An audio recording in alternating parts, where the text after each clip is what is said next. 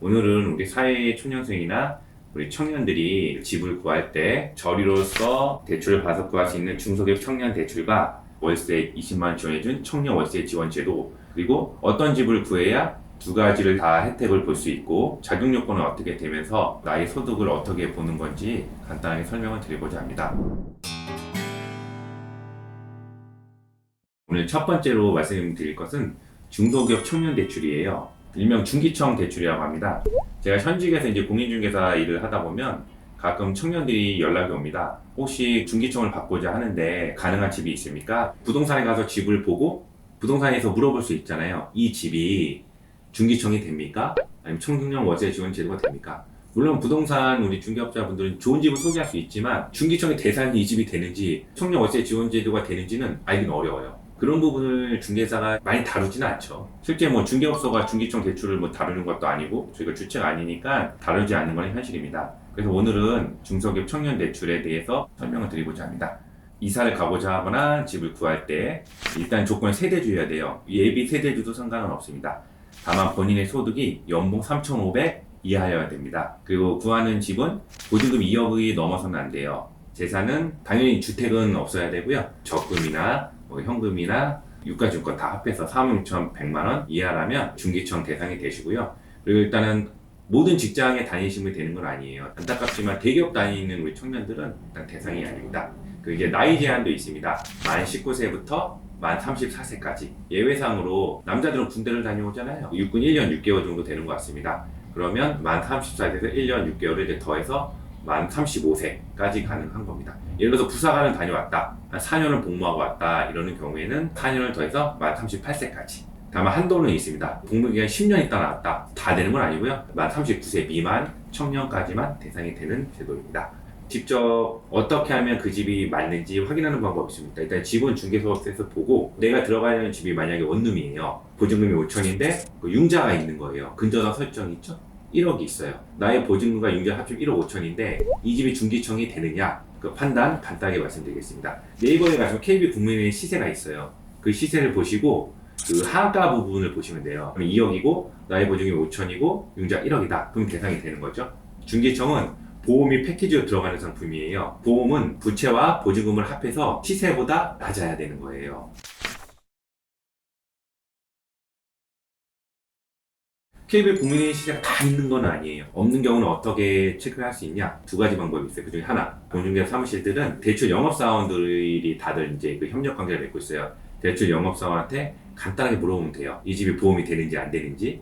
그럼 뭐 5분 안에 판단이 됩니다. 그럼 된다고 하면 대상이 가능한 집이에요. 근데 본인이 직접 알아볼 수 있는 방법은 국세청에 그럼 기준가 확인하면은 면적이랑 그 제곱미터당 공시 가격이 나옵니다. 면적과 공시 가격을 곱하고 거기 1.4를 곱하는 거예요. 그 금액이 나의 보증과 부채 합친 금액보다 높다. 그러면은 중소기업 청년 대출이 가능한 집의 대상이 되는 겁니다. 최대 1억을 지원을 해주는데요. 근데 이자가 굉장히 저금리에요. 1.2%.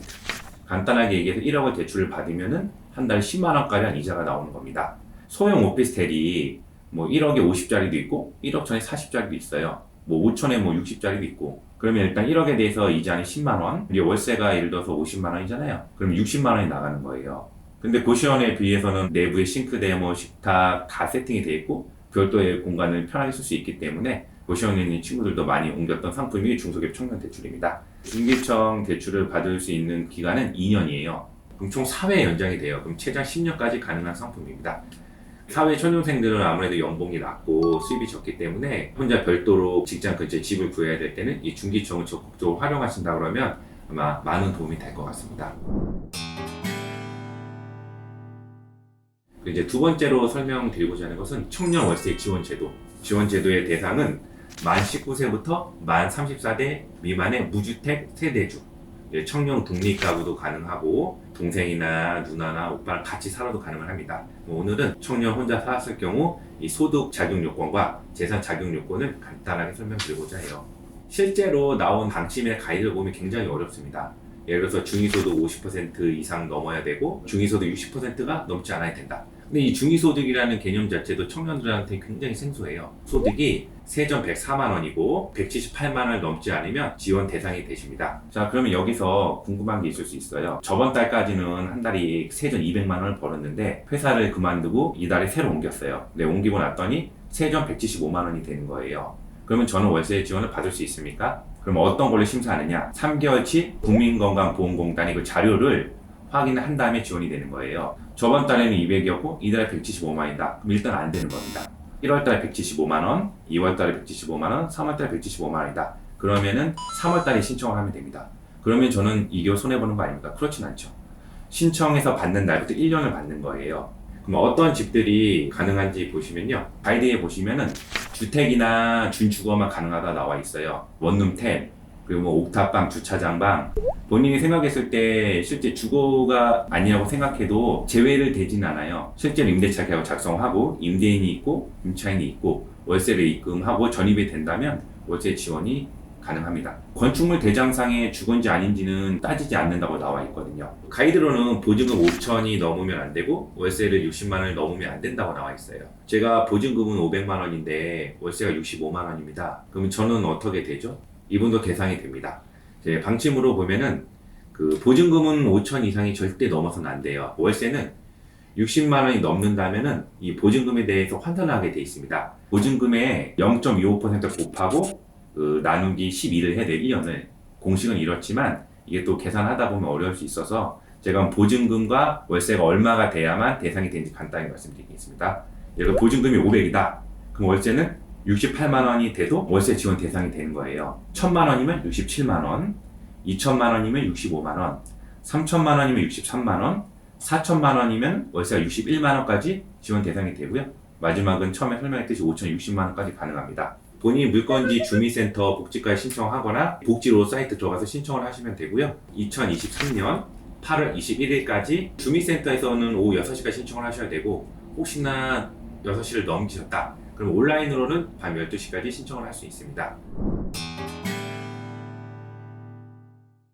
중소기업 청년대출이 좋은 제도는 맞죠. 금리가 저렴하니까. 중소기업 청년대출의 혜택도 보면서 이 월세 지원까지 받으려면 어떤 집을 구해야 되느냐. 중소기업 청년대출 대상은 보증금 2억에 보증금 1억까지 지원을 해주는데 이 청년 월세 지원을 받으려면 5천이 넘어서는 안 되잖아요.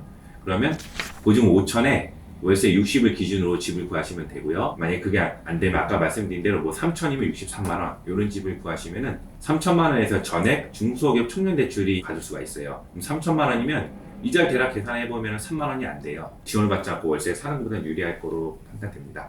가이드에서는 보시면 주택이나 준주거, 주택 같은 경우는 우리가 흔히 알고 있는 뭐 원룸, 주거용 오피스텔, 빌라 이런 것들은 다 가능합니다. 청년 월세 지원은 고시원이나 옥탑방, 주차장방, 주택 아닌 주택 같은 경우도 대상이 되는데 이 두 가지를 같이 동시에 받으시려면은 등기부 등본상 주택으로 나와 있거나 주거용 오피스텔이어야 돼요. 주거용 오피스텔인지 확인하는 방법은 부동산에 가시면 집을 구할 때 전입이 되냐 물어봐서 전입이 된다. 그러면 그건 주거용 오피스텔로 보기 때문에 중소기업 청년대출의 대상이 됩니다. 오늘은 청년들이 집을 구할 때 저리로서 구할 수 있는 중소기업 청년대출 상품 소개해드렸고 청년 월세를 받을 수 있는 집 이것도 설명을 드리고 두 개를 동시에 혜택을 볼 수 있는 집을 간단하게 설명을 드렸습니다. 편하게 설명을 드렸는데 만약 이 부분에 좀 더 필요한 부분이 있으면은 가이드를 한번 더 봐줄 수 있고요. 내용은 어려우면은 본인이 살고 있는 그 주민센터 복지과에 찾아가서 상담을 받으셔도 되고요. 경기가 많이 어렵지만